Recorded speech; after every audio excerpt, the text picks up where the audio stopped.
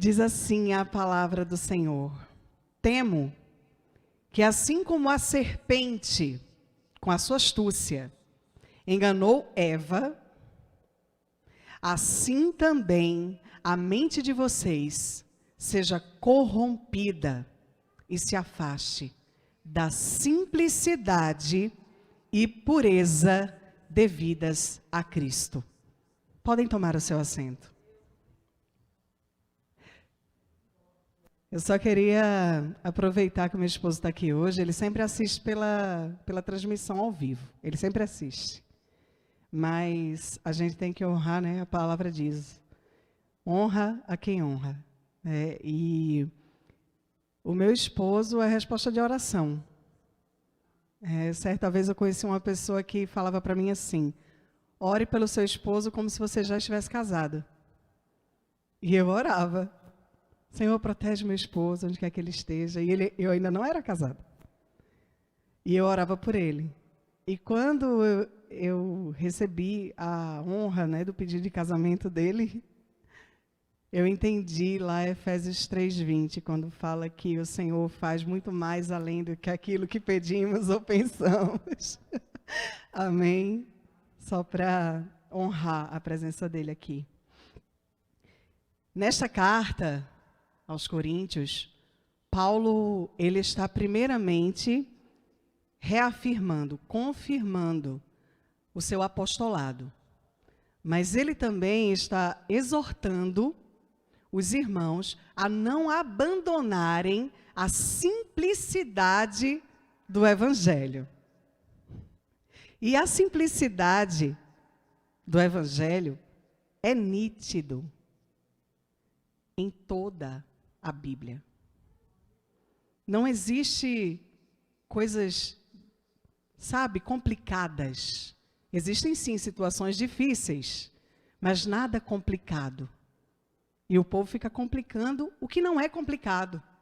Jesus, ele teve uma vida simples, desde a sua concepção. Ele nasceu num lar simples, não foi? Ele, sendo o Criador, escolheu vir como um bebê frágil, que precisaria dos cuidados dos seus pais, que eram simples, pessoas simples. Mas isso, de certa forma, deixa a gente um pouco confrontado. Por quê? As profecias que avisavam sobre o Messias sempre falava que seria um rei. Ele seria o rei que tiraria o seu povo da opressão. É isso que a gente vai ver. Todos os profetas que anunciaram o Messias, anunciavam ele como um rei. Mas ele não nasceu num palácio. Ele nasceu num estábulo. Ele não teve um berço de ouro. Ele teve uma manjedoura, local onde os bichos se alimentam. Quando ele entrou em Jerusalém como rei, ele não entrou num cavalo imponente. Ele entrou no jumentinho, emprestado. Aleluia. E aí eu comecei a me perguntar, por que a gente deseja tanto riquezas materiais, se o nosso rei, nosso Senhor, o nosso mestre, teve uma vida tão simples? Nada do que ele tinha era dele. A única coisa que era dele era a cruz. E mesmo assim, na verdade, foi ele que escolheu.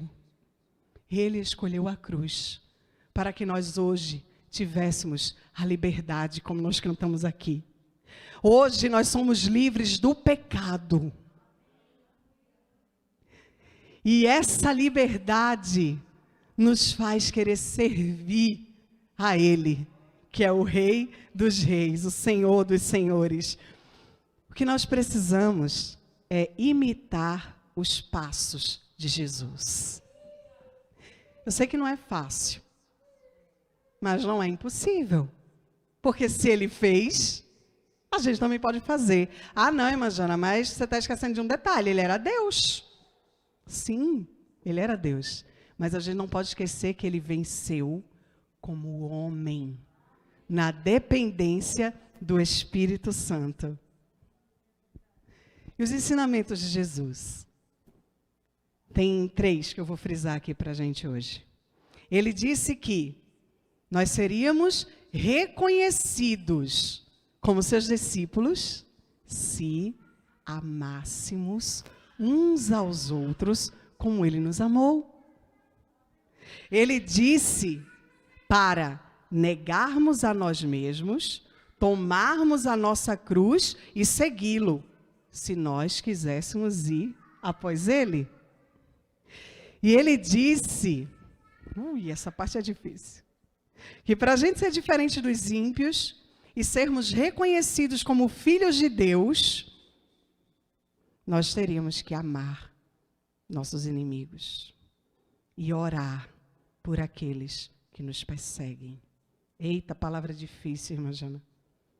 Eu sei que não é fácil. Sabe por que não é fácil? Porque nós queremos fazer do nosso jeito. Porque nós somos egoístas. Imagina se Jesus fosse egoísta como nós somos. Certamente ele viraria para Deus e ia dizer, eu morrer por esse povo teimoso, que não obedece nada. Se manda ele fazer um negocinho simples, eles não fazem, eu vou morrer. Vou nada. Vou sofrer daquele, vou nada. Quero não. Era isso que ia acontecer. Mas ele não queria fazer a vontade dele. Ele queria fazer a vontade do Pai. E foi por isso que ele foi obediente. Aleluia. A mensagem de Jesus era simples. Ele ensinava que Deus estava preparando o mundo para algo novo.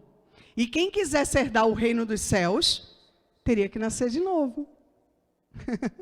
E esse novo nascimento, segundo a pregação dele, era algo que vinha do alto. Vinha direto de Deus. E atingia por completo o ser humano, começando por onde? Pelo coração.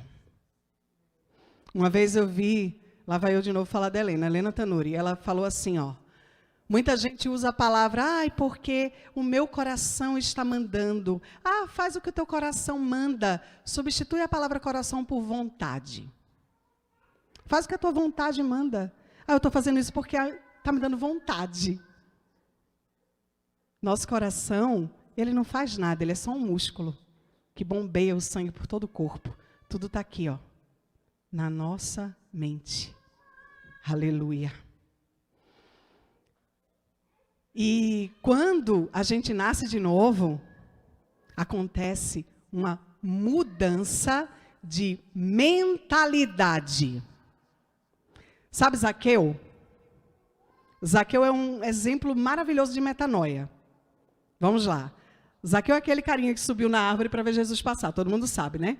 Quando ele encontrou Jesus, quando ele teve um encontro com Jesus, entendam que o encontro não é porque Jesus foi na casa dele, tá? Encontro é quando você começa a fazer parte dele e ele fazer parte de você. Isso é ter um encontro com Jesus. Amém?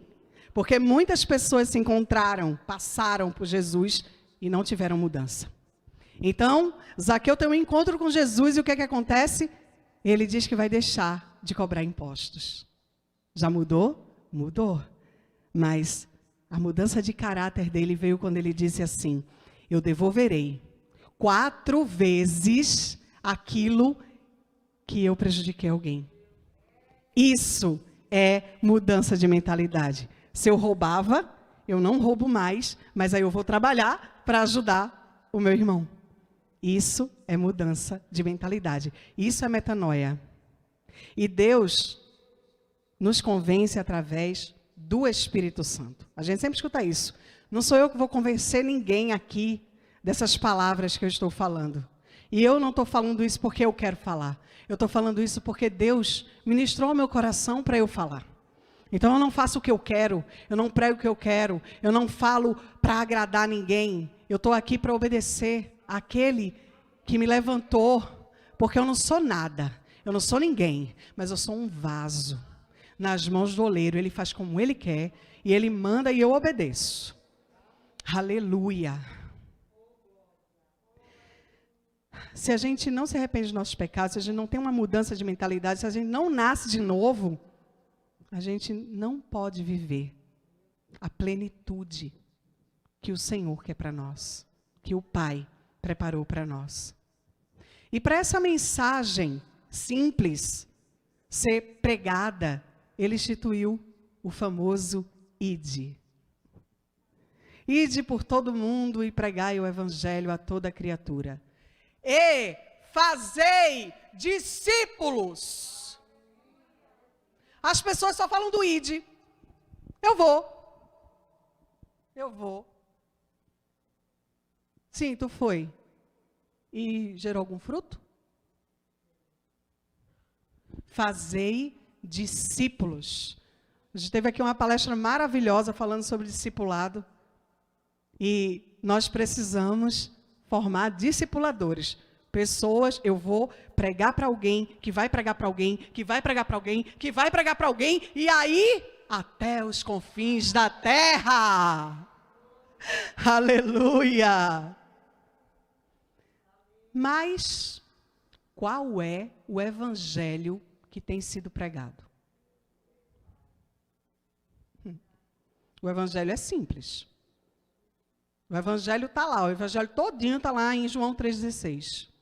Porque Deus amou o mundo de tal maneira que deu o seu Filho unigênito, para que todo aquele que nele crê não pereça, mas tenha a vida eterna. E aí, depois que ele veio, o que é o evangelho?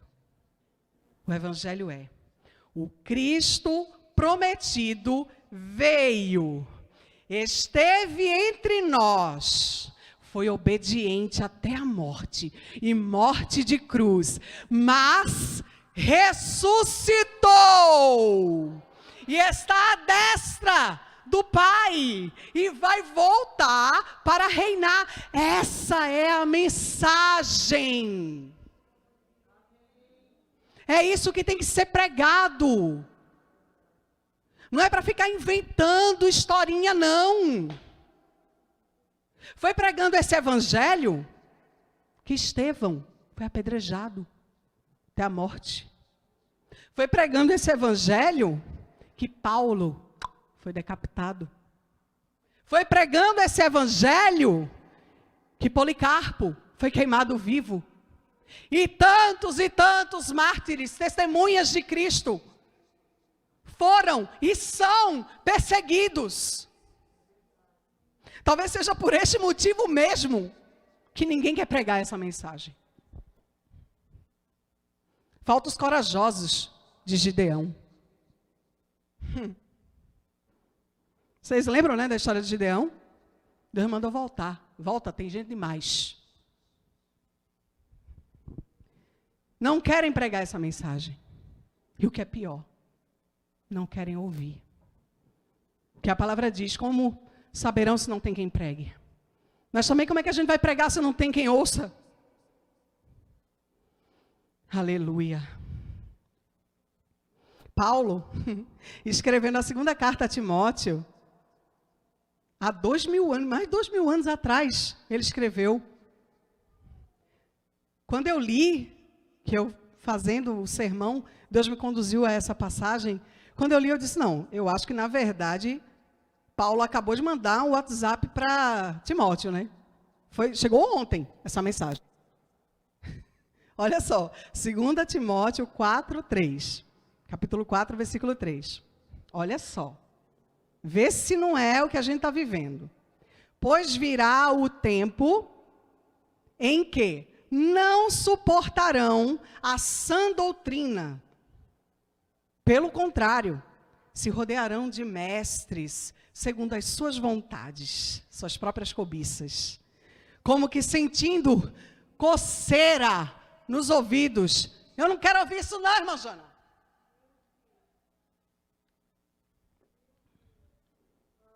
Vou falar uma expressão lá da minha terra. Oxi, eu vim aqui hoje querendo receber uma vitória.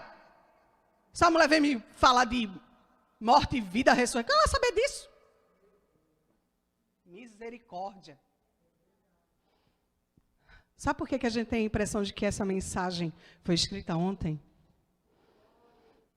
Porque a palavra, ela é viva e eficaz. Algumas pessoas usam uma expressão, que a palavra se renova a cada manhã. Não, o que se renova a cada manhã é a misericórdia do Senhor. A palavra é viva. Sabe por que ela é viva? Lá em João 1 diz o quê? Que o verbo se fez carne e habitou entre nós. Quem é o verbo? Jesus. Quem é a palavra? Jesus. Se Jesus é a palavra e ele está vivo, logo a palavra é viva. Aleluia! Nós temos vivido um tempo que muitas pessoas têm feito adaptações do evangelho. Parece que estão gerando um outro evangelho, ao qual eu entendo, que foi o que Paulo nos advertiu, que seria anátema, maldito. Está lá em Gálatas 1, do 6 ao 8. Estou muito surpreso em ver que vocês estão passando tão depressa daquele que os chamou na graça de Cristo para outro evangelho, o qual na verdade não é outro. Porém, há alguns que estão perturbando vocês e querem perverter o evangelho de Cristo. Mas, olha o que Paulo advertiu. Ainda que nós, quando ele disse nós eram os apóstolos, ou mesmo um anjo vindo do céu, pregue a vocês um evangelho diferente daquele que temos pregado, que esse seja anátema, maldito. Não se fala mais do reino vindouro. Não se fala de cruz.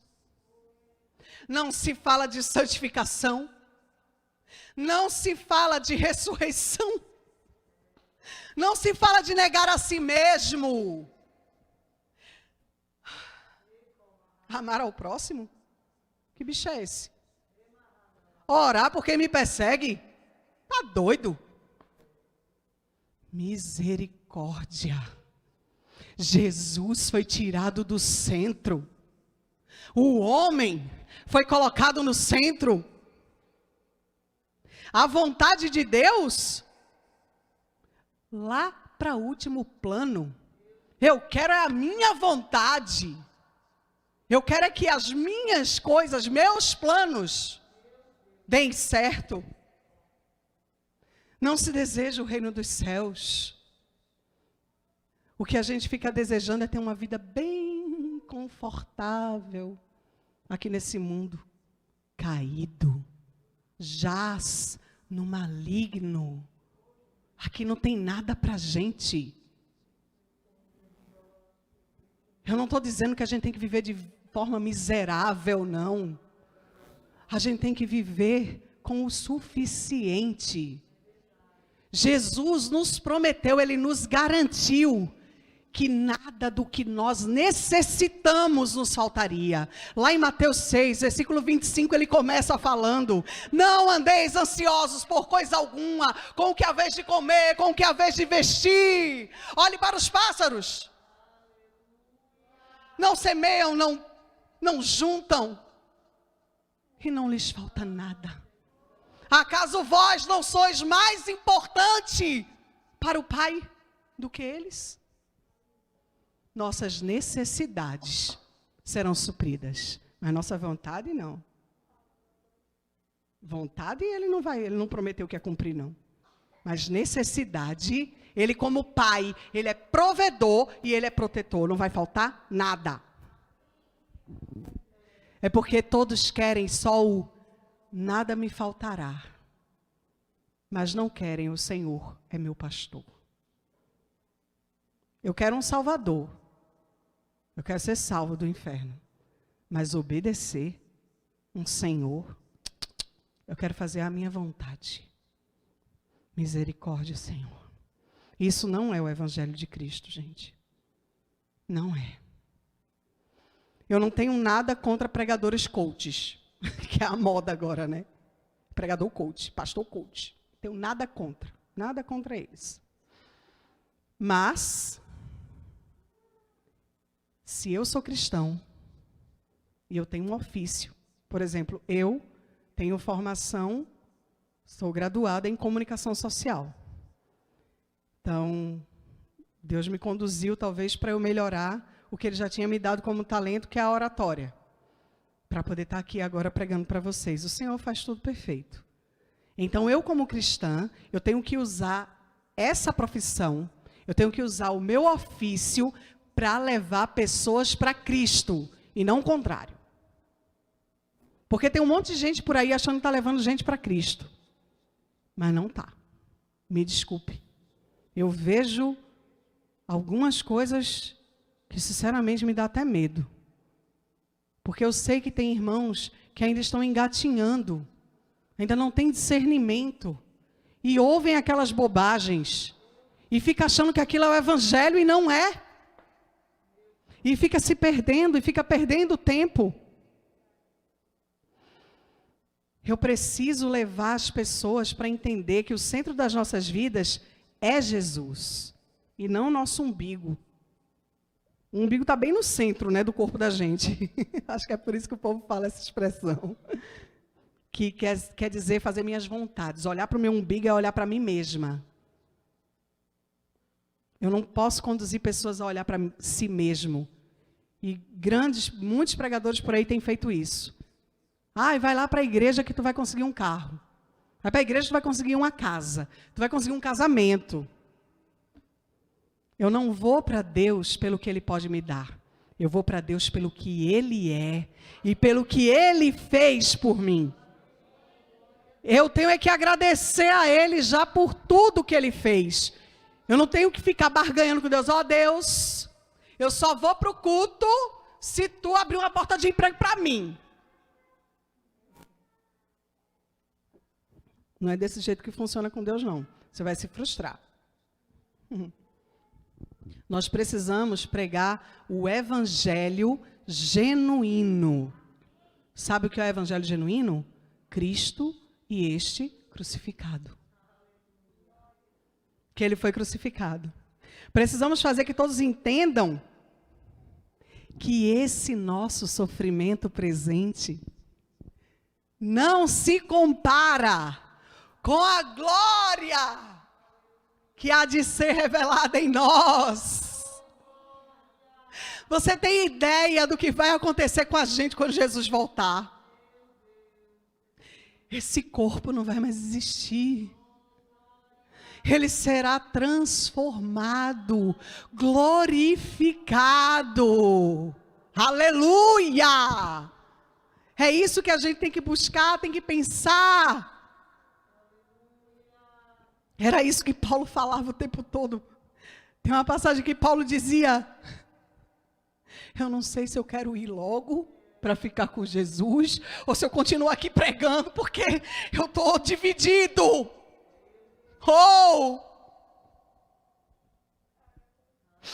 Todo mundo quer ver Jesus, mas ninguém quer morrer. E Paulo ficava: eu não sei se eu vou logo, eu não sei se eu fico. E Paulo passou por tantas coisas, ele passou por tantas ciladas, que a gente olha assim e diz: como é que ele não morreu ali? Até uma víbora mordeu ele, e ele só deve ter feito: sai daí. E o povo ficou olhando, e teve gente que ficou: esse aí não é de Deus não. Atravessou essa tempestade todinha, não morreu, vai morrer picado com a víbora, esse não é de Deus não. Ficaram só olhando para ver a desgraça de Paulo.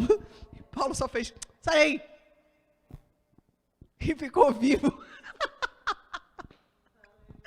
Porque Deus tinha um propósito com Paulo.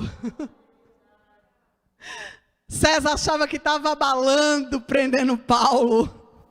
Ele estava pregando para a guarda. Romana todinha, os guardas todos se convertendo.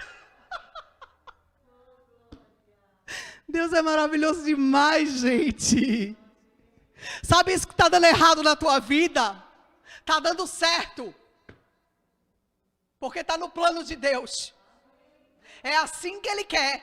É para poder você depois chegar lá na frente e dizer que Deus fez, Deus faz, Deus acontece. Aleluia!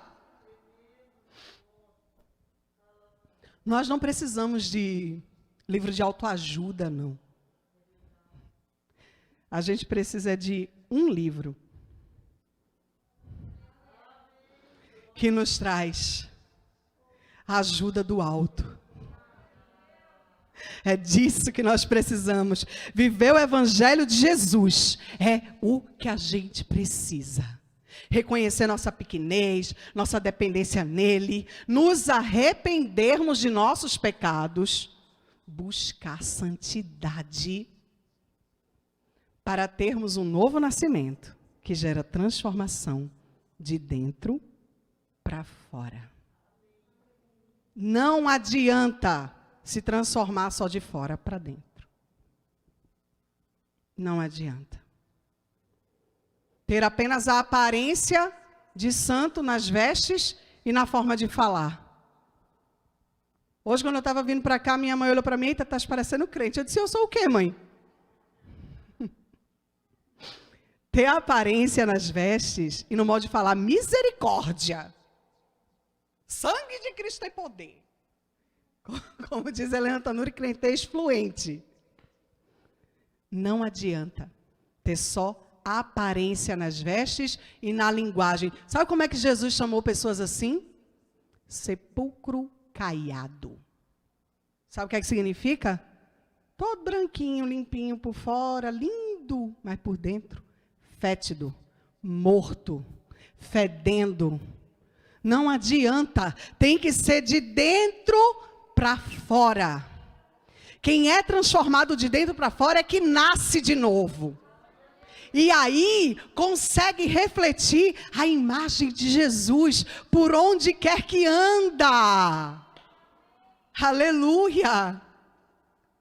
Outro dia, um amigo do meu esposo escreveu numa rede social nossa que nós éramos muito parecidos com Jesus. E na hora eu fiquei bem feliz. Nossa, que elogio, né, gente? Uma vez eu disse para o meu esposo: o Mouto é a pessoa mais parecida com Jesus que eu conheço. Eu fiquei muito feliz com o elogio que eu recebi. Mas, ao mesmo tempo, eu fiquei triste. Porque eu sei que eu não sou tão parecida assim com Ele. Eu estou muito, muito, muito longe de ser igual a Ele.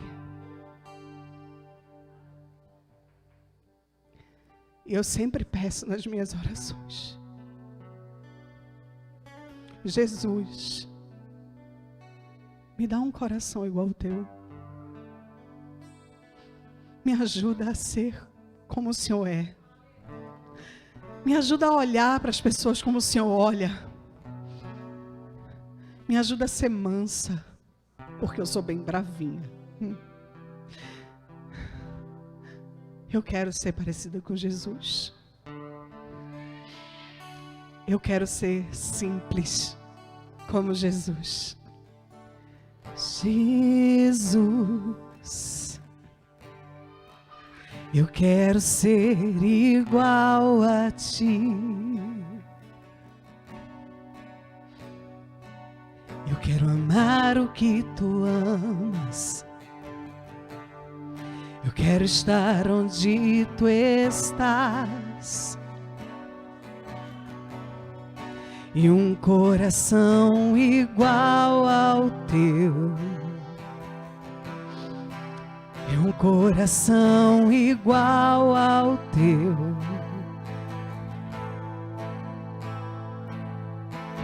Eis-me aqui, disponível eu estou.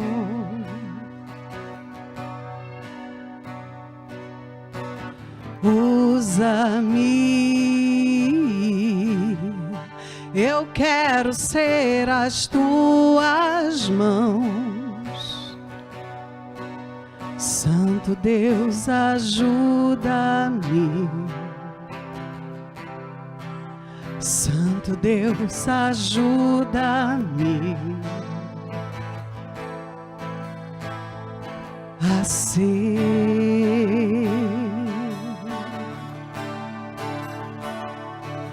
santo como tu, puro como tu és, simples como Jesus,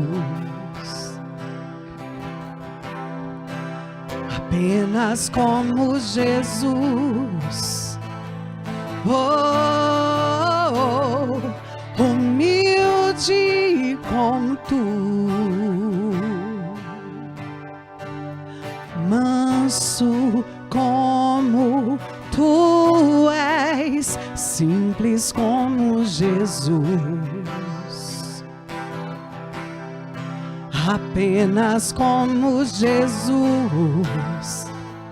Eu quero ser, Senhor.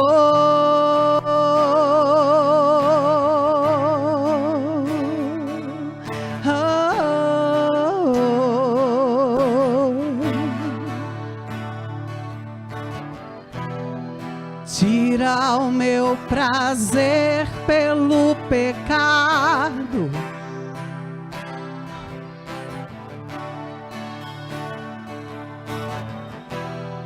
coloca o caráter de Jesus em mim.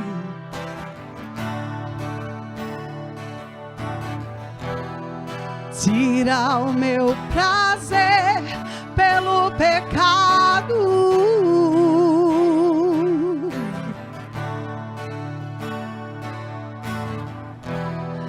coloca o caráter de Jesus em mim. Ó Deus, eu quero ser santo como tu, puro como tu és, simples como Jesus, apenas como Jesus. Oh, humilde como tu, manso como tu és, simples como Jesus, apenas como Jesus. Eu quero ser, Senhor. Sim, Senhor Jesus, nós queremos ser parecidos contigo, porque esta é a vontade do Pai. Ele espera que nós sejamos como o Senhor foi, como o Senhor é. Ajuda-nos a ser semelhantes a Ti. Ajuda-nos a imitar os Teus passos. Transforma-nos de dentro para fora. Traz em nós um nascimento novo, um novo nascimento no Espírito, para que nós possamos andar em Espírito. Que o verdadeiro Evangelho volte a ser a palavra principal nos púlpitos.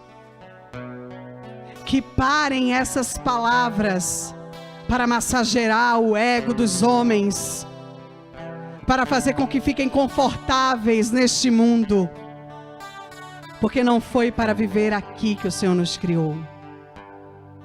E nós esperamos, como tua noiva, ansiosos pelo grande dia das bodas do Cordeiro, quando estaremos contigo e tu estarás conosco.